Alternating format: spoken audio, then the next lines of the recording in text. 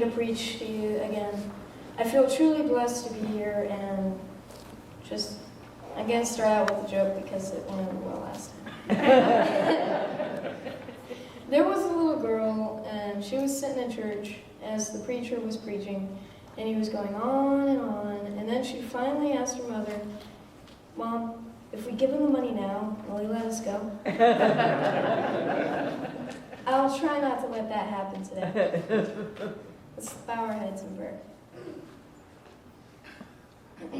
Lord, I ask that you guide my tongue today, and that you open the hearts of each and every one listening here today.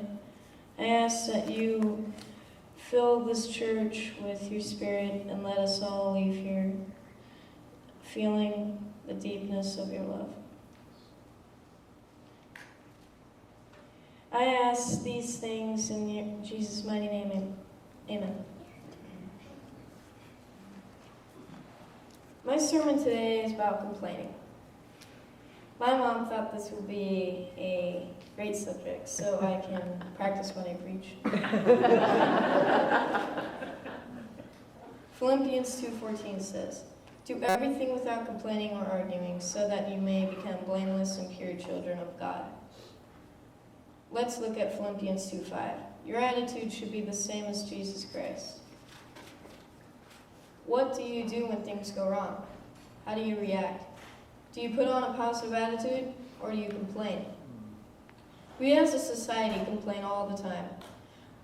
When we don't get what we want, when things don't go our way, when it rains, when it doesn't rain, when I have to do my chores. Oh, sorry, we have to do our chores.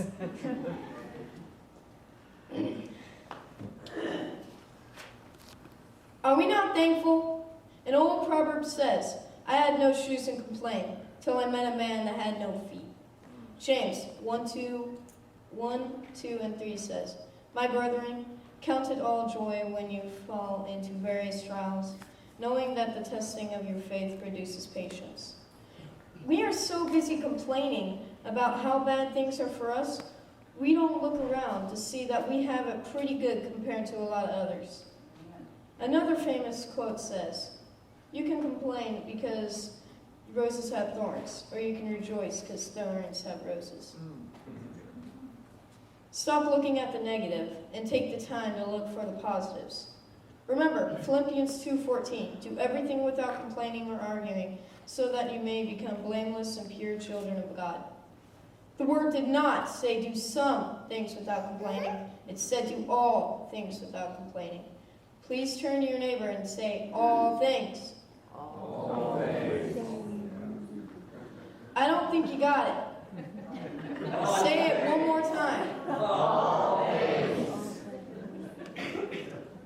If you find yourself complaining or looking for answers, look to God. James 1:5 says, "If any of you lacks wisdom, let him ask of God, who gives to all liberally and without reproach, and it will be given to him." Christ lived 33 years and suffered a lot of things, but not for himself, for us. Jesus was beaten, lies were told about him, he was spit on, he was denied, betrayed, and then he died a slow and horrible death. For us, after we denied him, betrayed him, told lies about him, he never once complained. You tell me if you can find one place where he ever complained. Go ahead, look at Matthew, look at Luke, look at John, look at all the New Testaments. I'll wait. What? You can't find anything, anywhere? You have to be kidding me. He didn't complain? He wasn't doing it for himself. He was doing it for us so that we might live more abundantly and that we might be saved. Can you imagine how much we would complain if we had to endure even a tenth of what he did for us? And how much most of us would complain? Would any of you endure having nails ran through your hands for a stranger? Didn't think so. Would you complain if lies were being told about you? Jesus didn't. Not once did he ever complain, but made the ultimate sacrifice for us. And how do we repay him? By complaining every day about trivial little things in our lives. Will we overlook the huge blessings he has given us? And what about the blessings he has in store for us? Do we look ahead with praise, or do we look ahead with an attitude of what's next, or it can't get much worse? Some complain about their parents, while others pray to have parents.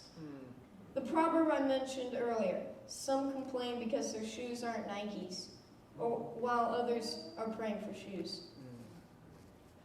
How quickly do we forget we will be nowhere without God? We are supposed to have the mind of Christ in us. I ask you again, did Christ complain when he was spit on? Did Christ complain when he was denied? Did Christ complain when he was betrayed? Or did Christ complain when he died a slow and horrible death? For us, did you get it? He never complained, but yet we complain when in our own eyes nothing seems to be going right for us. But then, in God's eyes, it's set up perfectly for what he has lined up for us. Can I get an amen? Amen. So, as of today, we need to stop thinking of the negative and start looking towards the positive. If you need help seeing the positive, remember James 1:5. If any of you lacks wisdom, let him ask of God, who gives to all liberally and without reproach, and it will be given to him. It might be bad, but it could be worse. You might not have Nikes, but you have shoes on your feet. You might not like waking up in the morning. Some people don't wake up. We complain all the time. I don't feel like cleaning my room. I don't feel like doing my chores. I don't feel like going to work or school. But I want to watch a movie. I want to go to the mall. I want to eat candy. Look in Exodus, when Moses and all the Israelites were being delivered from Egypt. They complained. And every time they complained, God said, I'm going to send them back. So what was supposed to take them 40 days took them 40 years. That just shows us how much we can miss when we complain. We could be missing out on tremendous blessings. Complaining distances us from God. If you're too busy complaining and pouting and focusing on all the negative effects of things it just might cause you to lose sight of all the good stuff God has done for you. Satan loves to see us complain because it shows our lack of faith. Non-believers see us doing this and think, well, I get saved. So we're not only distancing ourselves from Christ, we are losing opportunities to lead others to Christ by showing our faith. I would like you all to leave here today remembering what I talked about today. Next time you find yourself complaining, I want you to think about someone who has it worse than you, and then pray for them.